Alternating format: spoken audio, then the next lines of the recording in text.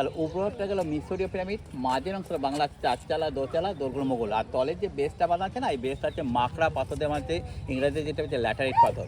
এটা 350-400 আগের প্রাচীন মূর্তি। রাধা হচ্ছে অষ্টধাতু দিয়ে তৈরি করা আছে, কৃষ্ণের পুষ্টি পাথর দিয়ে সোনা যাচাই করা হয়।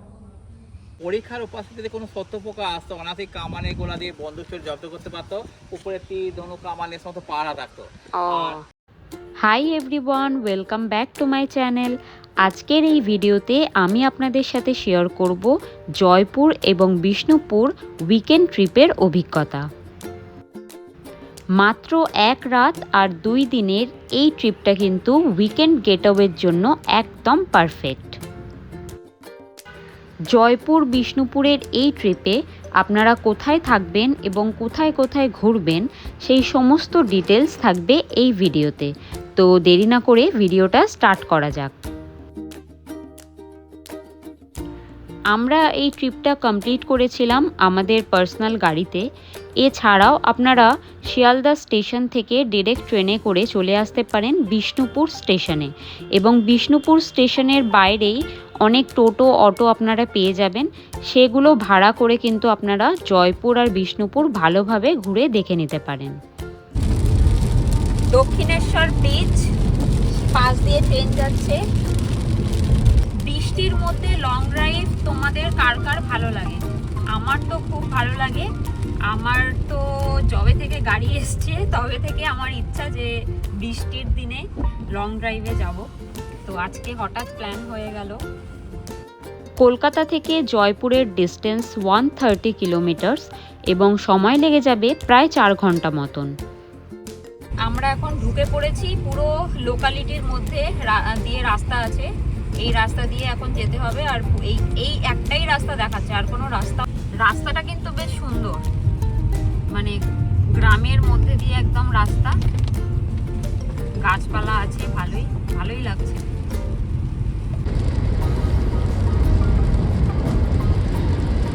অসাধারণ সুন্দর লাগছে এই জায়গাটা, পুরো ধান ক্ষেত আর রাস্তাটাও বেশ।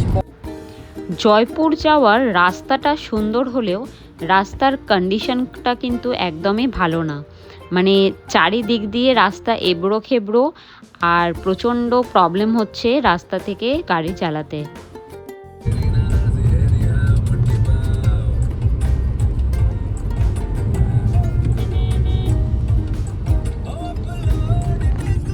Tarakeswar 6 kilometre, Arambagh 22 kilometre. 22 kilometre পর আমরা আরামবাগ পৌঁছে যাব। আমরা এখন চলে এসেছি মায়াপুর। এই যে সবেমাত্র মায়াপুরে ঢুকলাম। এটা বাদিক দিয়ে গেলে এই বাজারটা স্টার্ট হয়ে যাবে মায়াপুরের। আরামবাগ মোড় থেকে এই যে ডান দিক নিয়ে নিলাম। 47 কিলোমিটার এখনো যেতে হবে। আমরা অলমোস্ট চলে এসেছি, আর 4 মিনিটের মধ্যে আমরা ঢুকে যাব। তো জঙ্গলও স্টার্ট হয়ে গেছে। বিখ্যাত জয়পুরের ফরেস্ট, খুব সুন্দর রাস্তাটা, আর বৃষ্টিতে তো আরো সুন্দর লাগছে।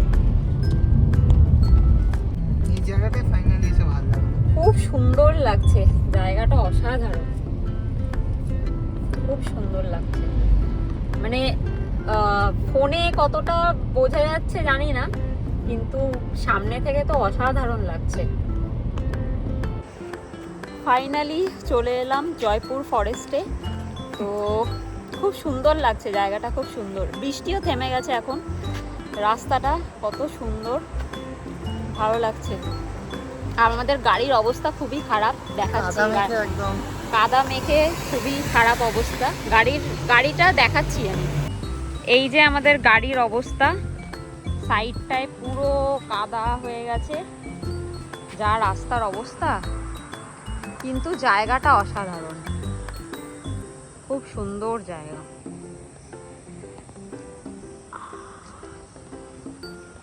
খুব সুন্দর জায়গা।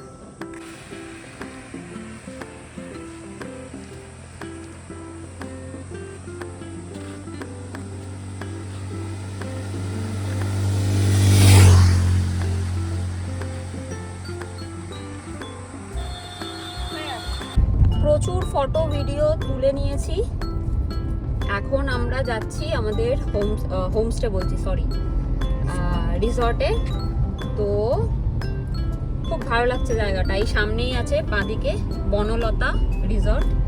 এখানেও প্ল্যান হয়েছিল, বাট আমরা বনলতাতে যাব না, আমরা যাব বনশ্রীতে। তো চলো বনশ্রীতে গিয়ে তোমাদেরকে রিসর্টটা ভালো করে দেখিয়ে দেবো। চলে এসেছি আমাদের রিসর্টে। এটা হচ্ছে বনশ্রী রিসর্ট। সামনেই দেখতে পাচ্ছি রিসেপশন। এখানেই পার্কিং এরিয়া আছে, এই তো পার্কিং করার জায়গা আছে। আমাদের গাড়ি আমরা এখানে পার্ক করে দিলাম। এবার আমরা যাব রিসেপশনের দিকে। এটা হচ্ছে এখানকার রিসেপশন। এখান থেকে রুমগুলো স্টার্ট হচ্ছে, সব নাম্বারিং করা আছে। শাল, পিয়াল, এইগুলো হচ্ছে রুমের নাম। 1 নম্বর 2 নম্বর করে রুমগুলো নাম্বারিং করা আছে। তো আমাদের রুম নাম্বার হচ্ছে 10। তো দেখা যাক রুমটা কীরকম দেবে এনারা। পুরো রিসর্টটাই কিন্তু পুরো জঙ্গলে একদম ঘেরা, জঙ্গলের মাঝে রিসর্ট। এটা হচ্ছে আমাদের রুম নাম্বার 10। তো দেখি রুমটা এরকম।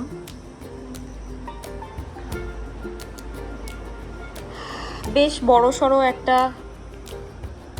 বেড রয়েছে, আর এসিও রয়েছে। এখানে একটা ছোট্ট মিরর আছে,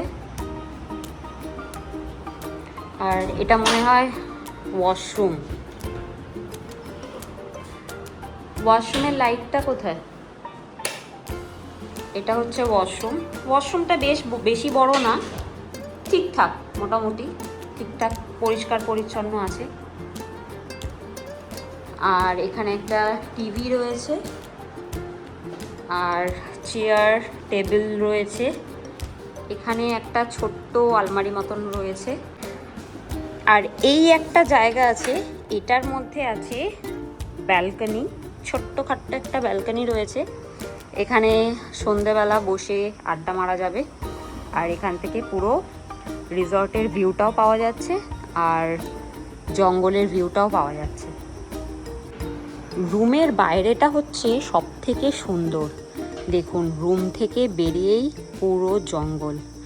আমাদের রিসর্টটা পুরোটাই জঙ্গলের মধ্যে। দেখুন, এখান থেকে পুরো জঙ্গল।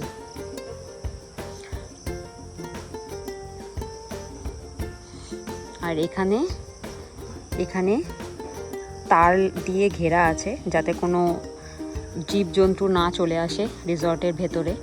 তাও এখানকার যিনি দাদা আছেন উনি বলছিলেন যে এখানে হাতি চলে আসে অনেক সময়। দেখুন কতটা সুন্দর জায়গাটা, খুবই সুন্দর। তার উপরে বর্ষাকালে তো আরও দ্বিগুণ হয়ে গেছে সৌন্দর্য। এখন কটা বাজে? 4টে বাজে। আমরা এখন লাঞ্চে যাচ্ছি। প্রচণ্ড খিদে পেয়েছিল, পৌঁছাতেই লেট হয়ে গেল, তো কিছু করার নেই। তো লাঞ্চটা আমাদের প্যাকেজের মধ্যেই আছে। এখানে আসলে আমরা প্যাকেজ নিয়েছিলাম, তো দেখা যাক লাঞ্চে কি কি দেয়। এখানে সব বসার জায়গা করা আছে। সন্ধেবেলার টাইমে চা স্ন্যাক্স নিয়ে এখানে বসা যাবে। আর সামনে এটা হচ্ছে রেস্টুরেন্ট। তো আমরা এখন যাব রেস্টুরেন্টে লাঞ্চ করতে। লাঞ্চের জন্য চলে এসেছি। এটা হচ্ছে রেস্টুরেন্টটা। তো আমরা অর্ডার দিয়েছিলাম ফিশ থালি। তো ফিশ থালিটা এগ থালি, ফিশ থালি আর ভেজ থালিও ছিল, বাট আমরা পোস্তর বড়া দিয়ে ভেজ থালি ছিল, তো আমরা দুটো ফিশ থালি নিয়েছি। তো দেখা যাক, আসুক খাবার। অন্ধকারে বসে আছি, মানে একটু আলো আছে। চলে এসেছে আমাদের খাবার।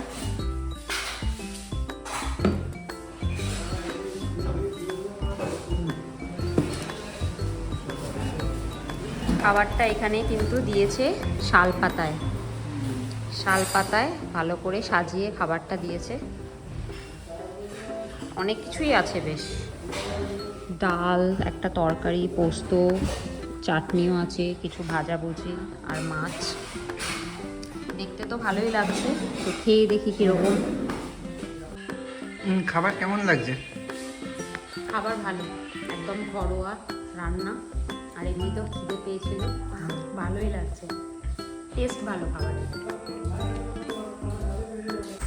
আমাদের লাঞ্চ কমপ্লিট হয়ে গেছে, এবার আমরা একটু রেস্ট নেব, তারপর বিকেলের দিকে, বিকেল তো এখন বিকেলই, বিকেল হতে আর দেরি নেই, তো একটু রেস্ট নেব, তারপরে সন্ধেবেলায় স্ন্যাক্স দিয়ে যাবে।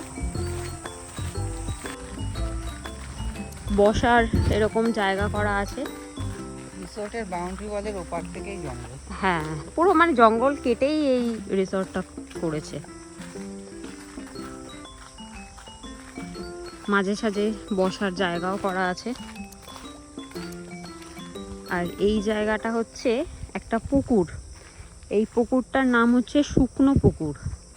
দেখুন পুকুরের মাঝখান থেকেও গাছ উঠেছে, এটার ল্যান্ডমার্কটাই হচ্ছে শুকনো পুকুর।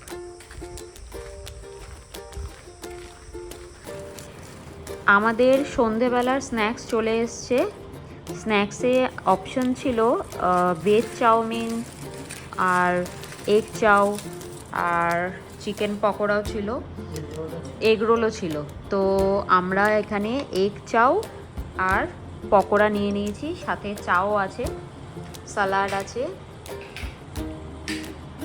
তো খাওয়া যাক, চলো স্টার্ট করো, দেখো কীরকম খেতে। চাটা ঢেলে নাও। না না ঠান্ডা হবে না।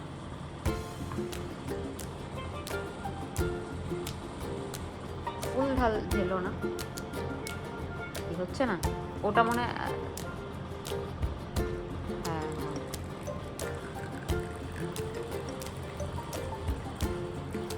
কেমন লাগছে চাউমিনটা? বেশ ভালো। আর পকোড়াটা? পকোড়াটা মানে এক্সপেকটেশন থেকে তো পারবে। অ্যাকচুয়ালি আমি বাইরে কতটা কিছু এক্সপেক্ট করি না, মানে জঙ্গলের মধ্যে কতই বা ভালো খাবার এক্সপেক্ট করবো, কিন্তু যথেষ্ট ভালো। এক্সপেকটেশন সব সাইডেও রাখি, খাবার কিন্তু যথেষ্ট ভালো। আর চাটাও খুব ভালো, দুপুরের খাবারও ভালো ছিল, এখন স্ন্যাক্সও খুব ভালো। কিন্তু পেট ভরে গেলে, এবার পেট তো ভরে গেছে ভালোই, রাতের ডিনারটা কী করবো সেটাই ভাবছি। একটু দেরি করে খেতে হবে।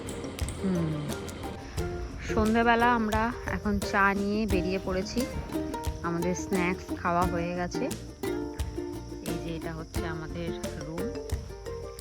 রুম না, এটা ঠিক, এটা কটেজ। চারিদিকটা খুব সুন্দর লাগছে, এখানে বেশ সুন্দর ওয়ার্ম লাইটও জ্বালিয়েছে। হ্যাঁ ব্যাঙও ডাকছে, বর্ষার টাইম এখন, একদম শান্ত শিষ্ট বর্ষাকালের একদম প্রপার জঙ্গলের অনুভূতি। এই যে সেই বিখ্যাত পুকুর এখানকার, কি পুকুর এটা? শুকনা পুকুর। হ্যাঁ শুকনা পুকুর, এখানে জল নেই, কিন্তু পুকুরের মধ্যে দিয়ে গাছ উঠে গেছে, গাছের মধ্যে আবার লাইট লাগিয়েছে। সন্ধেবেলা এখানে বসে সবাই চা স্ন্যাক্স খাচ্ছে।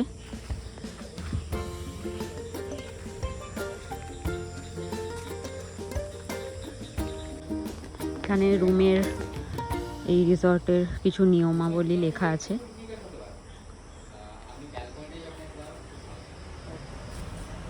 এখানে কিন্তু টেন্টও রয়েছে। হ্যাঁ আবার এসি টেন্ট, তো অনেকেই চায় যে টেন্টে থাকতে, অনেকজন বন্ধুরা মিলে আসলে 6 জন 8 জনের টেন্ট আছে এখানে।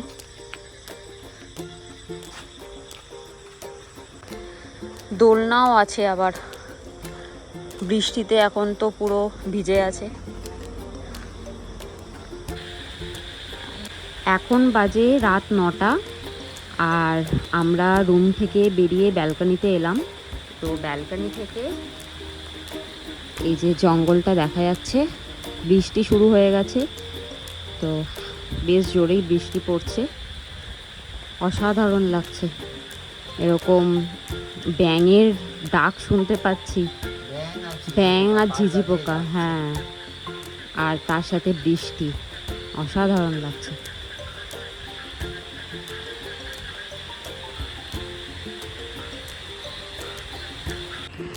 আমাদের ডিনার চলে এসছে। তো ডিনারে আমরা বলেছিলাম চিকেন আর রুটি, তো এখানে রুটি আছে। খাবার দাবার তো এখানে বেশ ভালোই। তো ডিনারটা করে নিই, করে নিয়ে নাও। তো ডিনারটা করে নিই, তারপর তাড়াতাড়ি ঘুমিয়ে পড়বো, আজকে খুব টায়ার্ড এমনিতেও। তারপর আপনাদের সাথে দেখা হচ্ছে কালকে আমাদের প্ল্যান আছে বিষ্ণুপুর ঘোরার, বিষ্ণুপুরের ডে ট্রিপ করব। তো দেখা হচ্ছে কালকে। Good night, good morning. কালকে এখানে সারা রাত বৃষ্টি হয়েছে। তো এখন সকালবেলা উঠে দেখছি বাইরের পরিবেশটা তো বেশ সুন্দর, বৃষ্টিটা থেমেছে একটু।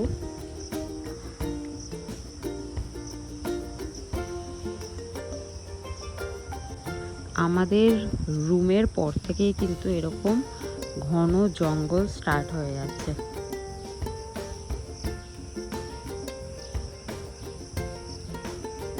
পুরো ঘন জঙ্গল।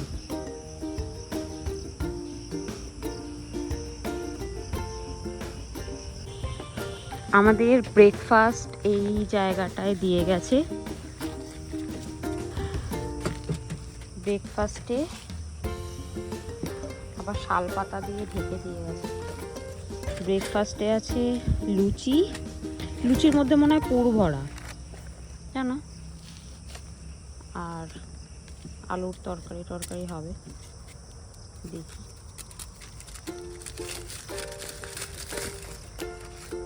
পেঁয়াজ লঙ্কা,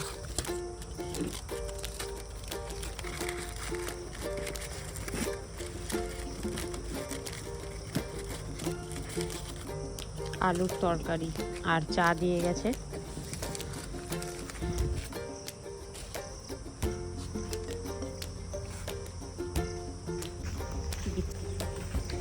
আমরা এখন চেক আউট করতে যাচ্ছি। তো এরপরে আমরা চেক আউট করে যাব বিষ্ণুপুরের দিকে। আমরা বেরিয়ে পড়েছি আমাদের রিসর্ট থেকে চেক আউট করে। তো এখন আমরা যাচ্ছি বিষ্ণুপুরের দিকে। বিষ্ণুপুরে কিছু জায়গা আছে যেগুলো দেখার আছে। তো ফার্স্ট যেই জায়গায় যাব সেটা কোন জায়গা যেন, রাসমঞ্চ। তো এখান থেকে দেখাচ্ছে 19 মিনিট টাইম লাগবে, 10 কিলোমিটার। তো রাসমঞ্চতে গিয়ে দেখা হচ্ছে।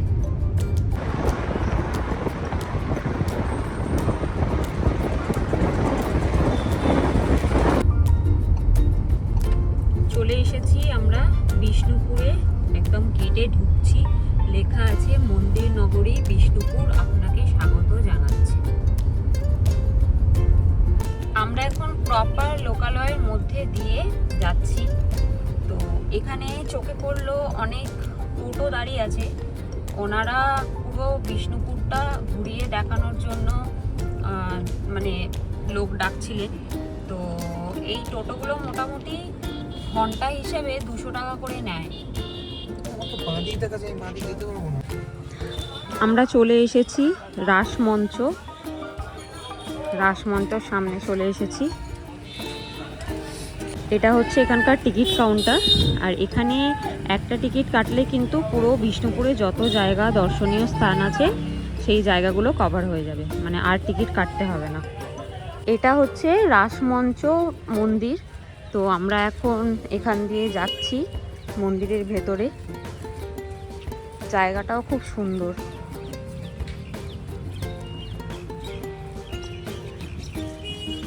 ইনি হচ্ছেন আমাদের গাইড। আপনি আমাদের গাইড তো? নমস্কার, আমি একজন বিষ্ণুপুর টুরিস্ট গাইড। আচ্ছা, আপনার এই 1300 বছরের মধ্যে টোটাল 62 রাজা ছিল। বেশ কিছু প্রথম সারির বেশ কিছু রাজারা যে সমস্ত হেরিটেজ জিনিস করে না, সেই সমস্ত হেরিটেজ জিনিসগুলো আপনাদেরকে আমি এক এক করে শুরু করবো। প্রথমে আপনারা যার কাছে এসেছেন স্যার, এটা কিন্তু কোনো মন্দির না, এটা একটা রাসমঞ্চ।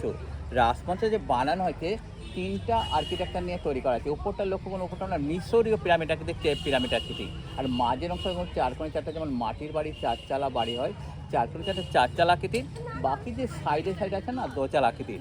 আর উপরে যে গোল গোল যে দরজাগুলো দেখতে পাচ্ছেন স্যার, এটা মোগল স্থাপত্য। তাহলে উপরটা গেল মিশরীয় পিরামিড, মাঝের অংশ বাংলা চারচালা দোচালা দোরগোড় মোগল, আর তলের যে বেসটা বাঁধা আছে না, এই বেসটা হচ্ছে মাকড়া পাথর দেওয়া আছে, ইংরেজি যেটা হচ্ছে ল্যাটারাইট পাথর। এটা বিষ্ণুপুর রাজা মল্ল রাজা বীর হাম্বির 16th সেঞ্চুরিতে রাজমঞ্চ বানানো 16 খ্রিস্টাব্দে। উপর দিকে পর আসুন। এখানে স্যার আছে টোটাল যে ডোরগুলো আছে না 108 ডোর আছে পুরো রাজমঞ্চের মধ্যে, যার প্রথম লাইন আছে 10টা, তারপরে আবার 10টা, তারপর 5টা, 3টা, 1টা, এইভাবে টোটাল 108টি দরজা সাজানো আছে। সমস্ত রাজমঞ্চটি আমরা চুন সুরকি এবং টালির দিতে পারি। একটি সাইডে খিলান আছে, এর মধ্যে কোনো রড বা সিমেন্ট, এগুলা কিন্তু কোনো সিমেন্ট না, এটা হচ্ছে চুন সুরকি।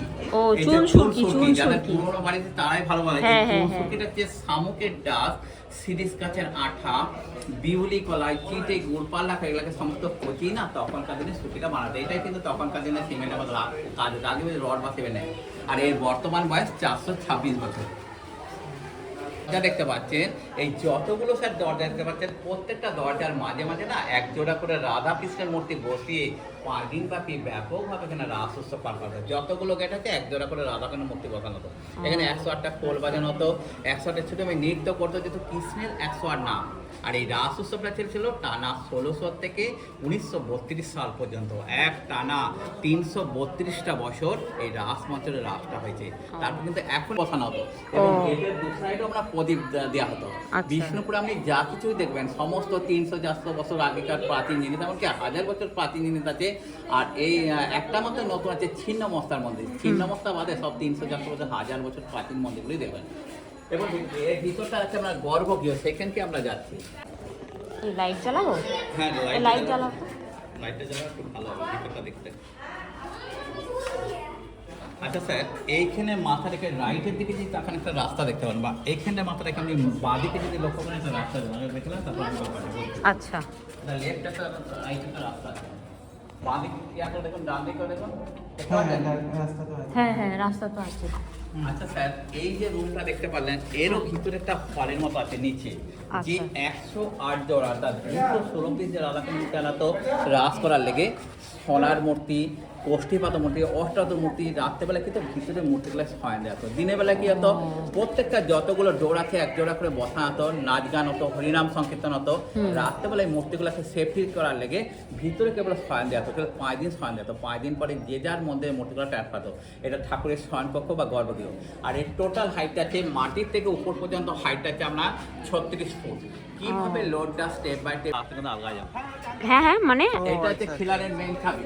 আচ্ছা আচ্ছা, এটাকে কি বলা হয়, রেলের টেলের সাথে বিশাল ভাবে দেবেন। এইটার উপরে এটার পুরো 8টা গন্ডি পড়ে, এটা কোথায় না পুরো 8টা গন্ডি আলগা হয়ে যাবে।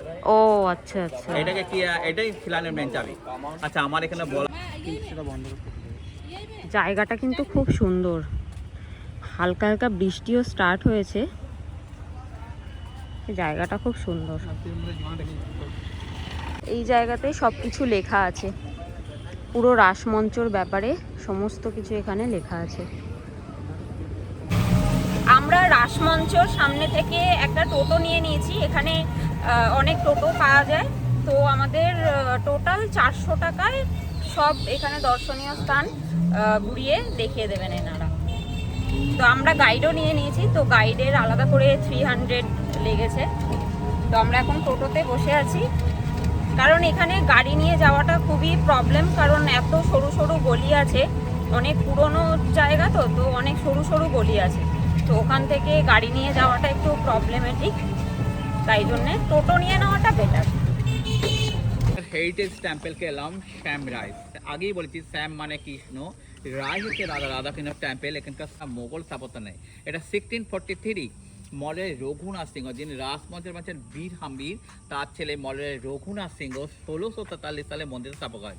তবে এইটার মধ্যে যে সমস্ত টেরাকোটার কাজগুলো আছে, রামায়ণ, মহাভারত, কৃষ্ণলীলা, অসাধারণ টেরাকোটা সুকো অলঙ্কার দিয়ে সাজানো আছে, আর তলের বেশ আছে আমরা মাকড়া পাথর দিয়ে মাঝে। এছাড়া কলকাতার যে দক্ষিণেশ্বরের কালী মন্দিরটা কিন্তু আদলের মতন দেখুন, ডিফারেন্সটা এখানে যে দক্ষিণেশ্বর যে নবচূড়ের মধ্যে মানে 9টা চূড় আছে, দুদিকে দুটো হচ্ছে রাস চক্র, আর দুটো বৃত্তের মাঝে যেটা সেটা রাধা আছে মান ভজন, রাধা মান করতে, কৃষ্ণ তার মান ভজন করতেন। যা কিছু দেখছেন সব 400 বছর পড়া মাটির কাজ, এর মধ্যে নতুন কিছু নেই। প্রচন্ড সূক্ষ্ম কাজ। হ্যাঁ হ্যাঁ, সব 400 বছর আগেকার পড়া মাটির কাজ। এত পুরনো বলে কিছু কিছু জায়গায় একটু কেমিক্যাল দিয়ে ওয়াশ করা হয় না মাঝে মধ্যে।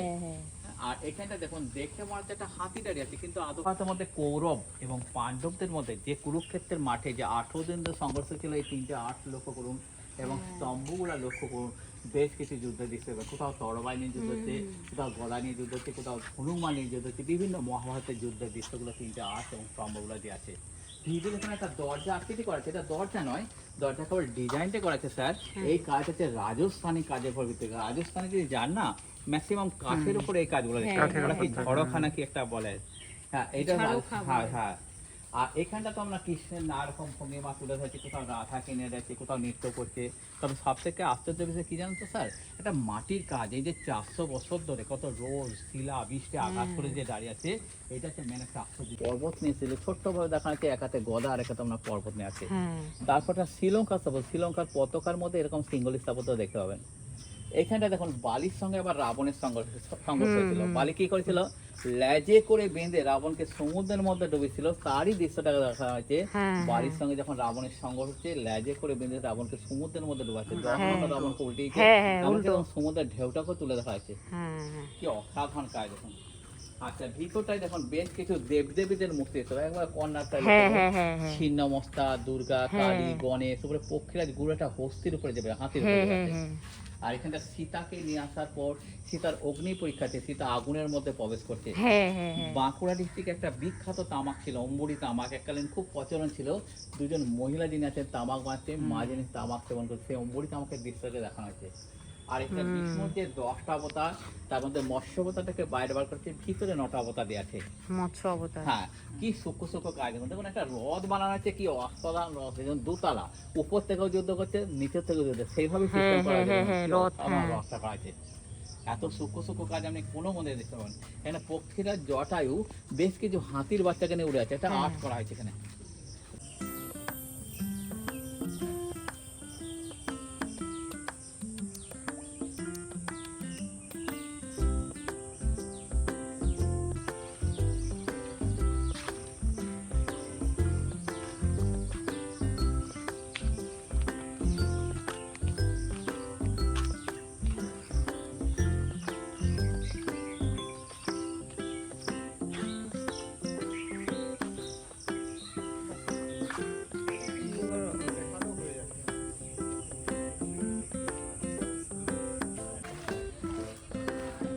হচ্ছে জোড় বাংলা বিখ্যাত মন্দিরকে, হেরিটেজ মন্দিরকে এলাম, জোড় বাংলার মন্দির। এই মন্দিরগুলা কিন্তু প্রায় সময় দেবেন টিভিতে দেখায়, চলো যায়, তারা বাংলা, আকাশ বাংলা টিভিতে দেখানো হয়। আমাদের যেমন পশ্চিমবাংলা যেমন চালা বাড়ি হয় না, দোতলা মাটির কুটির হয়, সেরকম যখন দুটো বাংলার কুটিরকে একত্রিত করা হয়েছে, যে মাঝে একটা চূড়া করা আছে, উপরের যে চূড়াটা করা আছে না, সেটা একটা 4 চালা ঘরের মতন, তাই মন্দিরটার নাম হচ্ছে জোড় বাংলার মন্দির। পরিষ্কার এবং বড় বড় কাজ আছে। মাঝের লাইনটা লক্ষ্য করুন, বেশ কিছু সাজগোজের ব্যাপার দেখা হয়, কোথাও মাথা চুড়ছে, কোথাও সিঁদুর পড়ছে, কোথাও ম্যাচে কোথাও আয়না দেখছে। আগেকার দিনে সাজগোজের ব্যাপারগুলোকে এই মাঝের লাইনে তুলে ধরা আছে। আর এই যে দুটো বড় বড় লাইন দেখতে পাচ্ছেন, লেফটে যে লাইনটা আছে না, সমস্ত রামের সৈন্যবাহিনী, রাম লক্ষণ হনুমান টনুমান সমস্ত দাঁড়িয়ে আছে। আর রাইটে যে লাইনটা আছে না, সমস্ত বড় বড় দাঁত বা কোনো রাক্ষসগণ দাঁড়িয়ে আছে। রামের সৈন্যবাহিনীর সঙ্গে রাবণের সৈন্যবাহিনী, রাম রাবণের যুদ্ধটাকে দুটো তরফ থেকে দেখানো হয়েছে, এটা রামের সেনা, এটা রাবণের সেনা। এখানে দেখুন রামটা বানর যখন পাথর বয়ে বয়ে নিয়ে যাচ্ছে, এই হচ্ছে রাম সেতু বন্ধ করছে। এখানে উপরে বালির সঙ্গে রাবণের সংঘর্ষ, ওখানে যেমন 10 পাতা রাবণকে সমুদ্রের মধ্যে দেওয়া ছিল, এখানে 10 পাতা রাবণকে উল্টে দিচ্ছে, বালির সঙ্গে রাবণের সংঘর্ষ হচ্ছে। তার থেকে বাঁ দিকে দেখুন রাম অবতার, বিষ্ণু অবতার, বৌদ্ধ অবতার, কলকি অবতার, পরশম অবতার, বিষ্ণুর বিভিন্ন অবতারগুলো দেখা আছে। আর এই যে সরু যে লাইনটা গেছে না, গরুগুলো দেখতে পাচ্ছেন, কৃষ্ণ বলরাম সখাদেরকে নিয়ে গোচারণে বেরিয়েছেন। আর মন্দিরের যে মাঝের লাইনটা আছে, এই যে সাজগুজ থেকে আরম্ভ করে পুরো যে মাঝের লাইনটা হচ্ছে আমরা মোগল সামন্ততা, কোথাও দেখুন ব্যবস্থা ছিল। আর দক্ষিণ দিকটা অত্যন্ত শুভ দিক, এখানে যতগুলো মন্দিরের মুখ আছে দক্ষিণমুখী। আর এই যে মহিলাদের মধ্যে যে সাপের মতন আকৃতি করা আছে না, মিডিল কিছু কালিয়ার মাথার উপর নাচ করছে, এটা কিন্তু হ্যাঁ। কালিয়া দমন। তারপর না গোচারণ, তার উপরে জলকেলি, সমস্ত চোখের একসাথে জল নিয়ে খেলা করে, তারপর আবার গোচারণ, তারপর লাঙল নিয়ে একটা বললাম কালিয়া।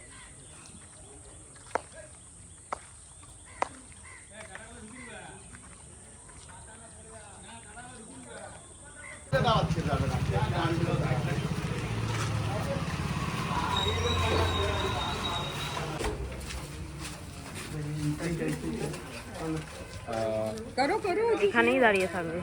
আচ্ছা, এইটা কি? এটা পুরো পাথরের তৈরি না? বড় মূর্তি দর্শন করব, যেটা আমরা 300-400 বছর আগের প্রাচীন মূর্তি আছে, আমরা দর্শন করব। রাধাকে অষ্টধাতু দিয়ে তৈরি, কৃষ্ণ কষ্টি পাথর দিয়ে তৈরি। আর প্রত্যেক পূর্ণিমার সময়তে ঠাকুরকে স্নান করানো, সাত জলটা এখানে স্টোর হয়। এটা হচ্ছে তুলসী মঞ্চ আর এটা হচ্ছে নাট মঞ্চ। 350-400 বছর আগের প্রাচীন মূর্তি। রাধা হচ্ছে অষ্টধাতু দিয়ে তৈরি করা আছে, কৃষ্ণ কষ্টি পাথর যেটা সোনা যাচাই করা হয়। আর এই মূর্তিটার নাম হচ্ছে রাধেশ্যাম। বিষ্ণুপুরে যে 108 জনের রাধা মূর্তি আছে না, তার মধ্যে সব থেকে বড় মূর্তি হচ্ছে রাধেশ্যাম। এটা কি পঙ্খের কাজ? পঙ্খের কাজ, হ্যাঁ। আর এগুলা হচ্ছে উপাসনা, এদিকে বন্ধ করে দিতে উপাসনা করা জায়গা ছিল। ও,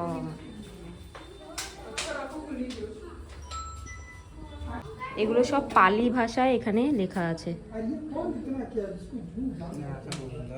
রাধা গোবিন্দ, হ্যাঁ হিন্দির মতনই তো। মাই থেকে পুষ্প বৃষ্টি করাতে নহবতখানার গেট এখনো কিছু কিছু বনে দিয়ে বিয়ে বাড়ি করেন, প্যান্ডেলের মধ্যে অনেকে এরকম গেটগুলো দেখতে পাবে। আচ্ছা, প্রত্যেকটা এই যে টেম্পল আবার রাজস্থানকে দর্শন হয়ে যাবে। ও আচ্ছা আচ্ছা, ডান দিকে তাকান তো রাধেশ্যাম। হ্যাঁ ডান দিকে আবার রাধেশ্যাম।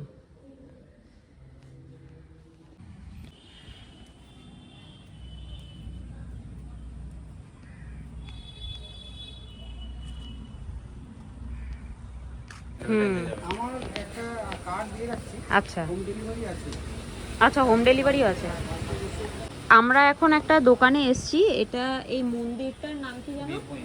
মৃন্ময়ী মায়ের মন্দিরে এসেছিলাম। তো এখানে একটা দোকান চোখে পড়লো। এই দোকানটা ডোগরা কাজের দিয়ে সব হাতের কাজের তৈরি।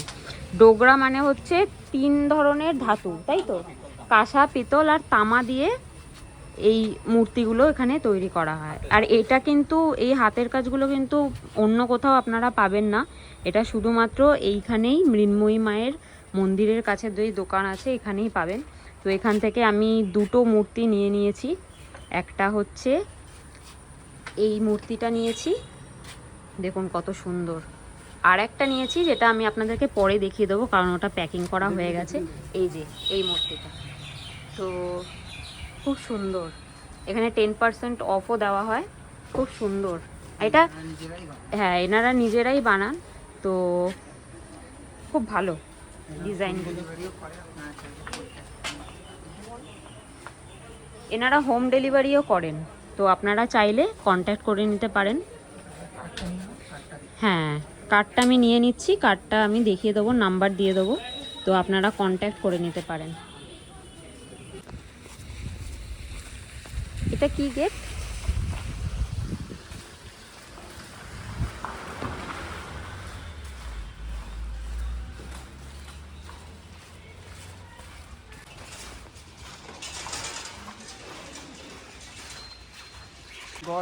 যাকে আপনি দেখাবেন লোকেশন, এই লোকেশনটাকে আমরা দেখাবো।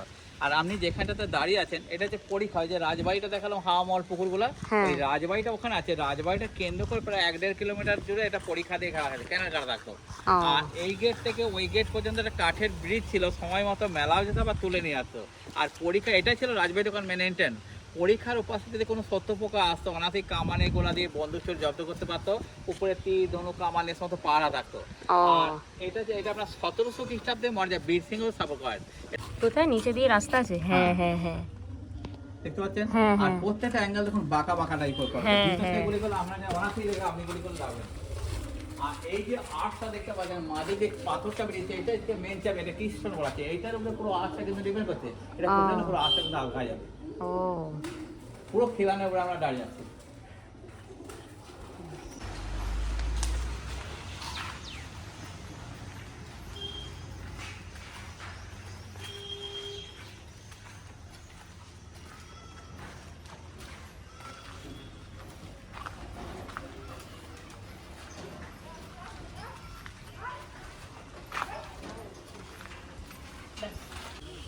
বাহ, পদ্মপুকুর পুরো। কি বিশাল ঝিলখানা দেখুন। হ্যাঁ, এই ঝিলগুলোকে না আমরা বাঁকুড়া, পুরুলিয়া, বিষ্ণুপুর এই সমস্ত এলাকার মানুষরা আমরা বাঁধ বলি। বাঁধ। বয়চান্দ্র আকাধ্য বাঁধ বলি। বাঁধ। বিষ্ণুপুরে একটা নয়, 7খানা বাঁধ আছে, এরকম বড় বড় 7টা বাঁধ আছে। এর থেকে বড় আছে, এর থেকে ছোট আছে। লাল বাঁধ, পোকা বাঁধ, কালিন্দী বাঁধ, কৃষ্ণ বাঁধ, শ্যাম বাঁধ, গাতাস বাঁধ, যমুনা বাঁধ। তবে সব থেকে ঐতিহাসিক ব্যাপার আছে এই লাল বাঁধকে কেন্দ্র করে। লাল বাঁধের নাম অনুসারে বাঁধটিকে করা হয় লাল বাঁধ। লাল বাঁধ ছিলেন একজন বাইজি অর্থাৎ নর্তকী, ওনাকে আনা ছিল লখনৌ থেকে। 1702 সাল দ্বিতীয় রঘুনাথ যখন সিংহাসনে বসেন, তখন সঙ্গীতের দিক থেকে বিষ্ণুপুর একটা জোয়ার এনেছিলেন, বিষ্ণুপুর ঘরানা যেটা বলা হয়। আমি আগেই বলছি আমার লখনৌ ঘরানা সেরকম বিষ্ণুপুর ঘরানা অন্য দোকানাতে সব থেকে কমা যায়।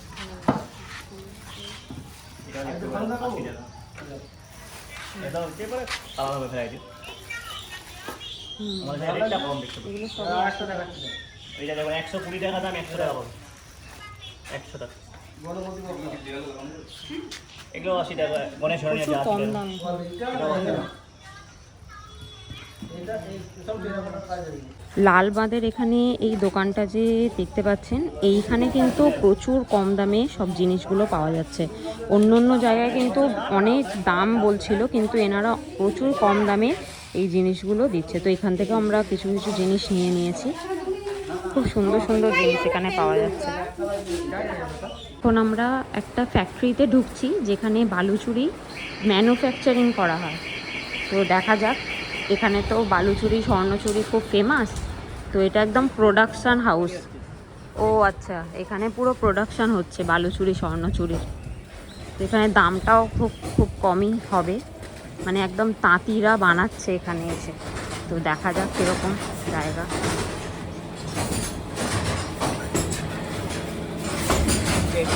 ডিজাইন যারা মন্দিরে দেখছে ওই সবটাকে এখানে ডিজাইনটা বানায়। এই একটা জ্যাকেট আছে, সেই জ্যাকেটটাতে মাত্র এই নকশাটা করছে। এক একটা শাড়ি তৈরি করতে আমরা 5 থেকে 7 দিন সময় লাগে।